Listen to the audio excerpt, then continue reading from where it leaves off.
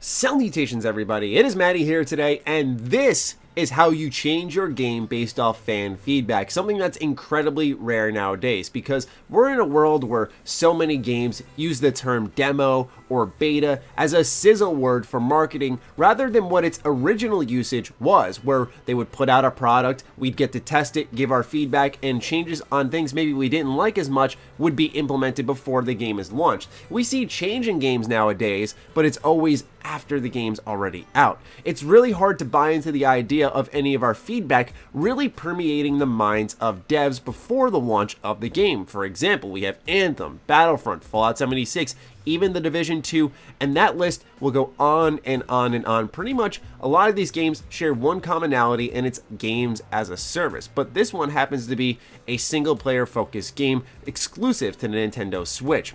Now, we always suggest how to improve, but how often do we always see that accounted for, and how immediate does that tend to happen? Well, back in February, a free demo launched for an exclusive game on this Switch known as Daemon X Machina. It is a third-person action game that puts you in the seat of a giant mech and you battle other equally big mechs and sometimes even bigger. The demo boasted 4 different missions and each showed off what the game was all about, giving the consumer a fair shot to fully grasp what they may be buying into.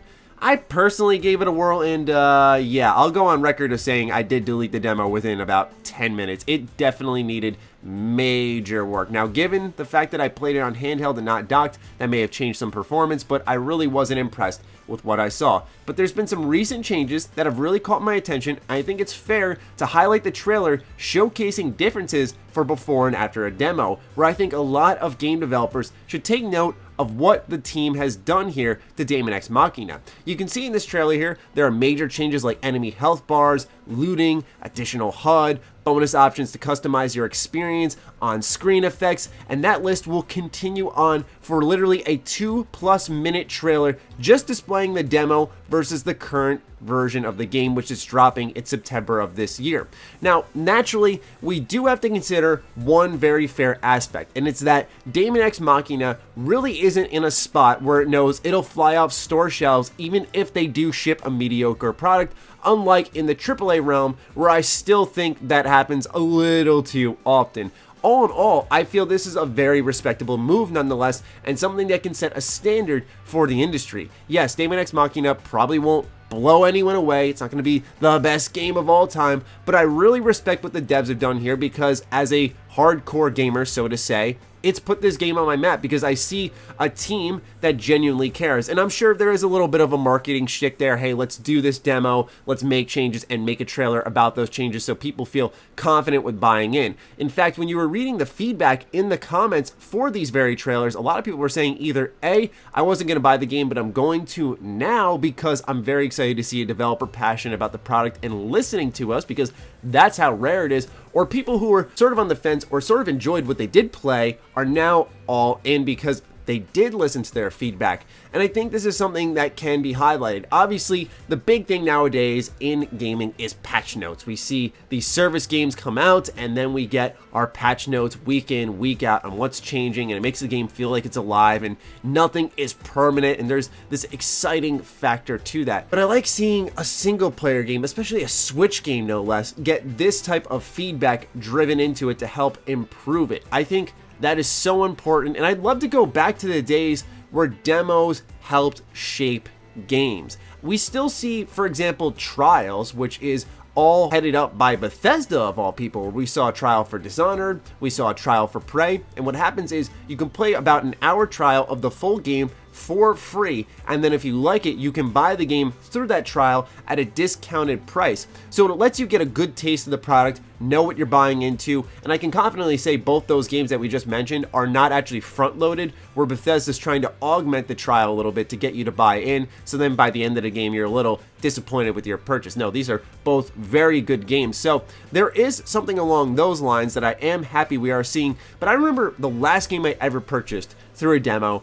was actually Kingdoms of Amalur Reckoning. I remember downloading it on a whim. It was the introduction, and then it sent you into the open world, and they put a timer out there. I think it was about a half hour. You got to just explore and do anything, and then once the demo ended, you could choose to pre-order the game on the Xbox Live Marketplace, which I, of course, did. And I thought that was excellent because it let me see the beginning of the game, and then it let me get that feeling of entering the open world, which I am such a sucker for. Thank you, Fallout 3. But those are the things I really look for nowadays. I don't see why demos are something that have been stripped away, other than companies having the fear that a consumer may try something out and not like it. They'd rather pull the wool over their eyes, market them trailers, keep all hands-off time impossible until the game actually comes out, and they make them spend $60 to actually buy into it. I would much rather see the return of demos, like we're seeing in Daemon X Machina, trials, like we're seeing from Bethesda games, and continue the betas, but actually make them shape the game. I think this could provide a lot more hype for games. It could provide more sales. Positive word of mouth sells games as well. I don't say that just as someone who makes YouTube videos. I say that also as someone who's been sold on games through word of mouth and seen friends be sold on games through word of mouth and seen it happen on the internet where I'm not even a part of the situation. I think that teams need to start realizing that gaming is a lot different nowadays. You can actually play fair and get rewarded for it. And I hope that the team behind Daemon X Machina does get rewarded for their honesty, their hard work, and showcasing what they did with the demo here. With all of that said, I want to consider the other side of the argument. While feedback being accounted for is fantastic because it can help drastically improve a game, and I don't think all too often it's ever ruined a title, we do have to consider the opposite side. It's a bit of a fine line to walk, where if you're in that development studio and you're working on a game, games are passion projects. It's an idea you fully buy into. And as a development studio, sometimes that willpower gets tested when you see consumers giving you feedback on an idea that may or may not be working.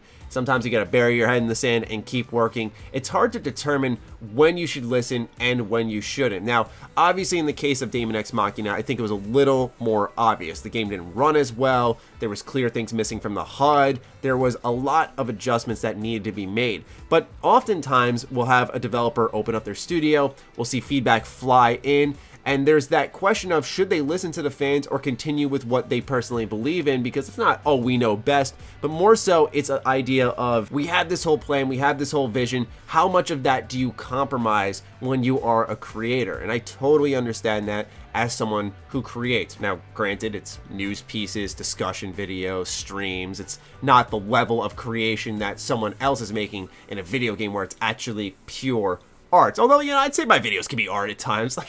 I'm just kidding though, but it's something worth considering where when you let every single person breathing down your neck on Twitter, every single person commenting on every single video you've ever posted about your game, start creating real estate in your brain and start crowding that vision that you have for a game, that's where it can get a bit messy. And I did just want to put that out there because while I personally believe feedback is for the better, there comes a point where balance is everything, and too much of that, I don't want to say too much feedback or too much listening to viewers or fans, because I understand there is a positive aspect to that, but when you start to be a creator, you have to focus on what you're personally buying into. So there is also that aspect that I think is fully worth considering. There also is the convention aspect we need to consider on the side of, we'll say, EA, where they've completely gotten rid of their press conference and are now doing EA Play, where they try to get fans out there to get their hands on games before they come out. Now, I had heard this year it was a real cluster. You know what, to get into EA Play and to play anything, even if you had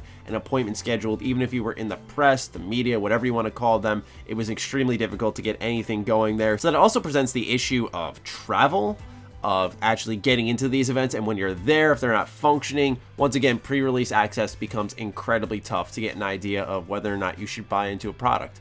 So that's all I've got for you guys today. I just wanted to show something really cool that's happening in the games industry, and I felt that Daemon X Machina strikes me as a game that's probably not getting a lot of attention. I mean, the Nintendo UK trailer only has 15.8k views, and this was a major part of Nintendo's E3 for the last 2 years, getting extensive big trailers and release date announcements in the most recent one. So I can see why it should actually have more attention than it currently is. But anyway, I just wanted to put a spotlight on it today. I'd love to hear your thoughts on Daemon X Machina, its demo, the situation with trials, how you feel about pre-release access, where you think that should go in the industry. I'm really looking forward to the conversations in the comments down below and joining in a couple of them. Other than that, be sure to follow me on Twitter, follow me on Instagram. I'm changing the outro a little bit. I don't use my Facebook, but out of a force of habit, I always say follow me on Twitter, like me on Facebook, because I've done it for years. But then my girlfriend told me, hey, that's actually not something you use. So let's switch it up a little bit. Follow me on Twitter. Follow me on Instagram. I am actually a lot more active there,